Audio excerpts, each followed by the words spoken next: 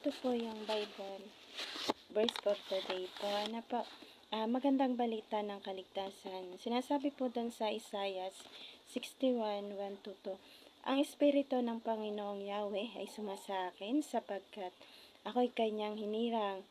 Sinugo niya ako upang dalhin ang magandang balita sa mga inaapi, upang pagalingin ang mga sugatang puso, upang ipahayag sa mga bihag at sa mga bilanggo na sila ay lalaya.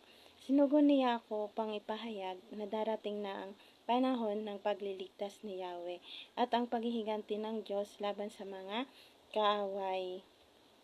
Sinugo niya ako upang aliwin ang mga nagluluksa. Ito po yung kanyang makapangyarihang salita. Sana po may natutunan po kayo. Doon po sa mga hindi po nakakapagbasa ng Biblia, pwede po kayo sa makinig o manood na lang po sa mga upload. Sana po.